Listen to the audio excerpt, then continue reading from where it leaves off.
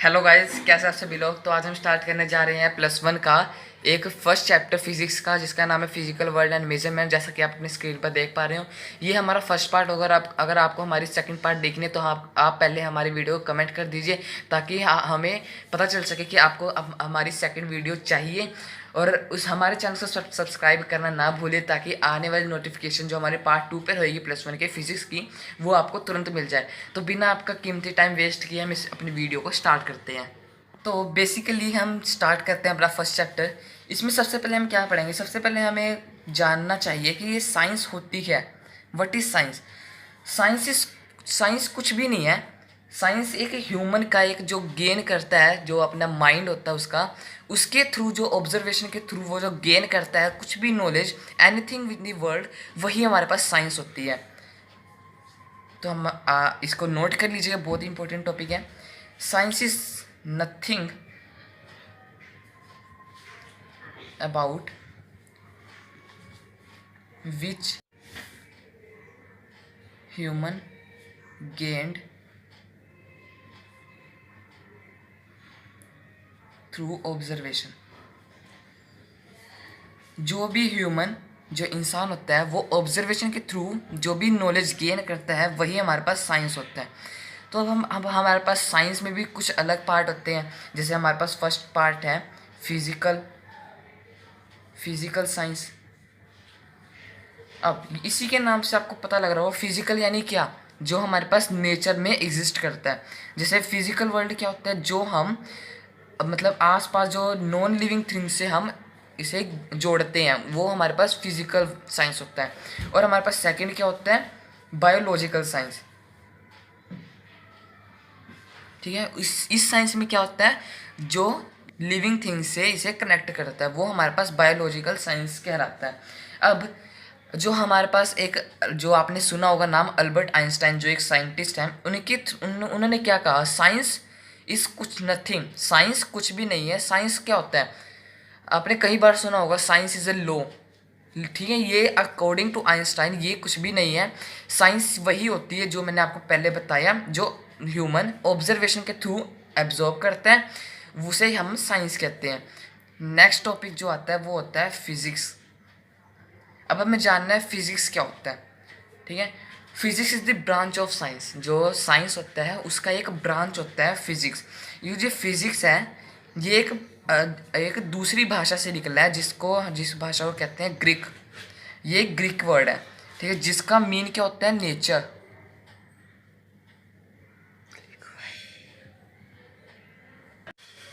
Which deals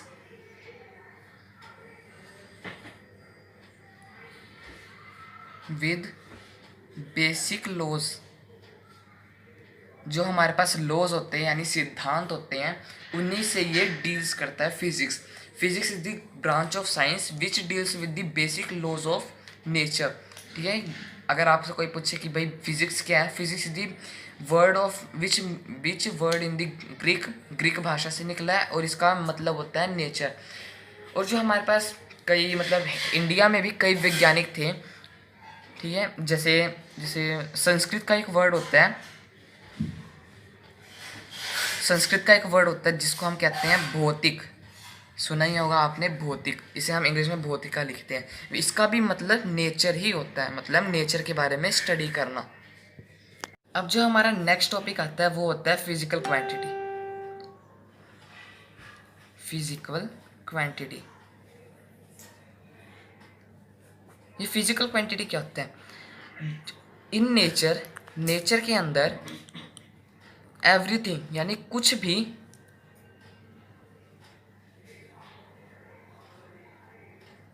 everything in nature which can be measured, यानी कुछ भी नेचर में जो मेज़र हो सके, वही होता है हमारे पास फिजिकल क्वांटिटी। जैसे कि आपने सुना होगा सेंटीमीटर, ये भी एक मेज़र होता है। लेंथ भी मेज़र हो सकती है, टाइम भी मेज़र हो सकता है, और मास भी मेज़र हो सकता है, भाई कितना उसमें वेट है। ये हमारे पास फिजिकल क्वांटिटी होती है। अब हमारे पास जो नेक्स्ट टॉपिक आता है वो होता है need for measurement. Need for measurement, हमें मेजरमेंट की ज़रूरत क्यों है? अब अब आप कहीं जाते हो कहीं सामान लेने, ठीक है, अब आप बिना तोले तो उसे ले नहीं सकते, तो ये भी एक ज़रूरत होगी, ठीक है। ये ऐसी बहुत सारी ज़रूरत हैं जो कि मेज़रमेंट से होती है, इसलिए हम कहते हैं मेज़रमेंट की सबसे ज़्यादा ज़रूरत होती है। तो अब हमारे पास नेक्स्ट टॉपिक जो आता है वो होता है unit. Unit is a standard quantity.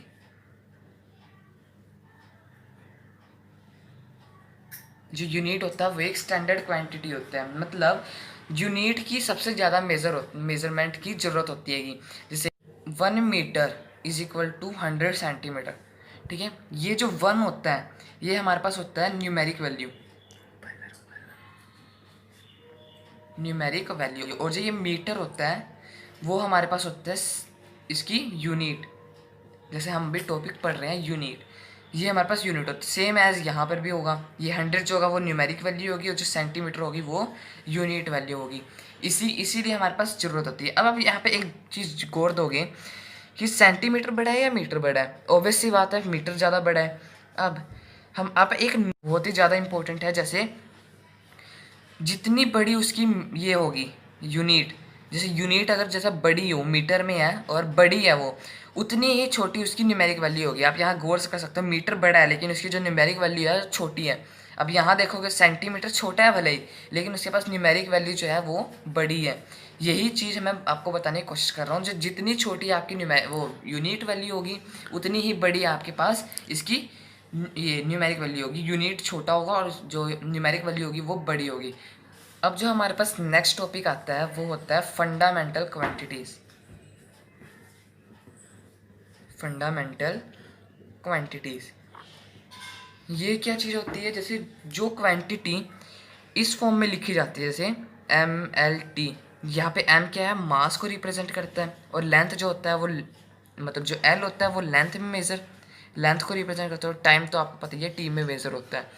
अब यही चीज़ हमारे पास हर चीज़ में काम आएगी, ये बहुत इंपॉर्टेंट टॉपिक है। अब मैं आपको बताने जा रहा हूँ डायमेंशनल एनालिसिस। ये रहा हमारा नेक्स्ट टॉपिक, डायमेंशनल एनालिसिस।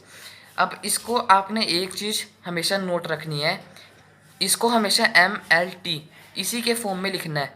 मैंने आपको पहले बताया M मास के लिए होता है, L लेंथ के लिए, और T टाइम के लिए, ठीक है। ये बात आपको हमेशा याद रखनी है। अब आप सोचो कि हम इसको डायमेंशनल एनालिसिस में इसको MLT के फॉर्म में लाएंगे कैसे।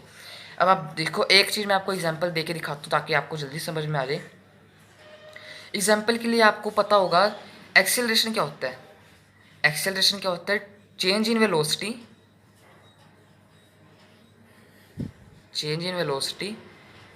पर यूनिट टाइम, है ना, यही पता है आपको।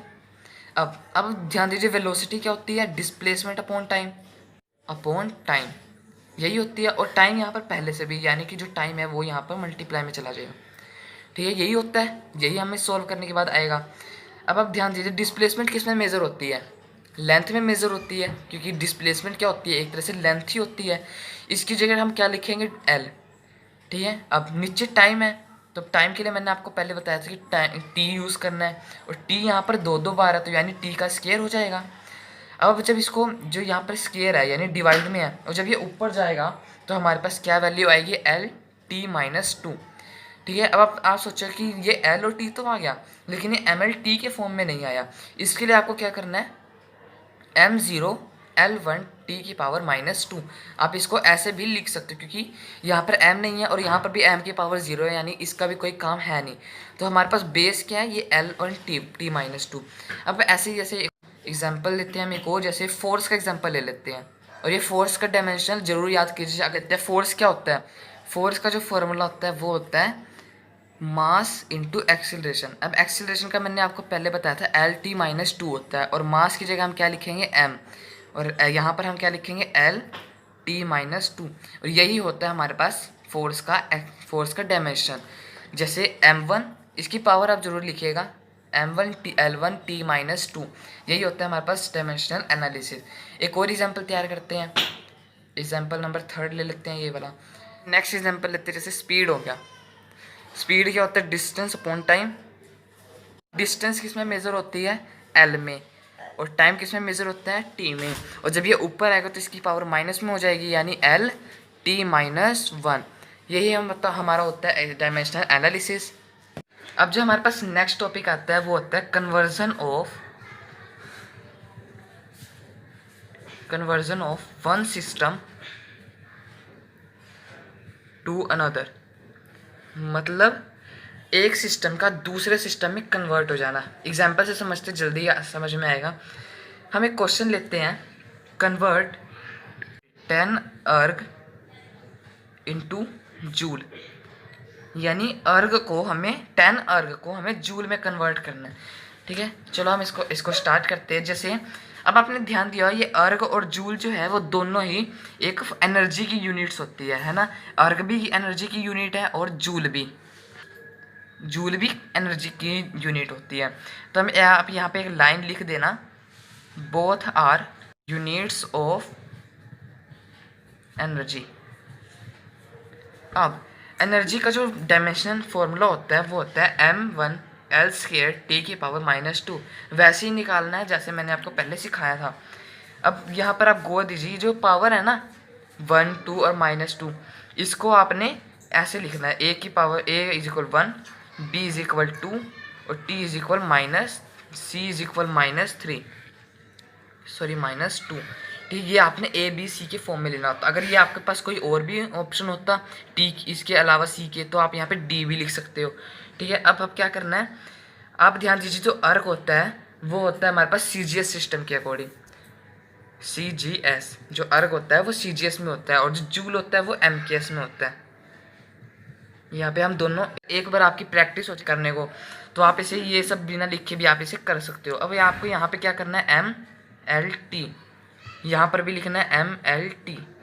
ठीक है, अब आपको क्या करना है, यहाँ पे 1 लिखना है और यहाँ पर 2 लिखना है, = कर देना।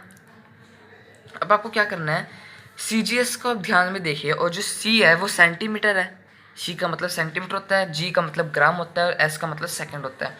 अब सेंटीमीटर किसकी यूनिट है, लेंथ की, तो आप यहाँ पर लेंथ की जगह आप लिख दोगे 1 सेंटीमीटर, क्योंकि यहाँ पे एक तरह से 1 एक कांस्टेंट की तरह होता है। अगर आपके सामने ये दिया हो तभी ये इतने सेंटीमीटर, तब आपकी जगह आप इस 1 की जगह वो वैल्यू लिखते हैं, न्यूमेरिकल वैल्यू। और हमारे पास m है, यानी मास है। मास किस में मेजर है, इसमें ग्राम में, तो आप यहाँ पर लिख दोगे 1 ग्राम। और टाइम तो सेम है, 1 सेकेंड।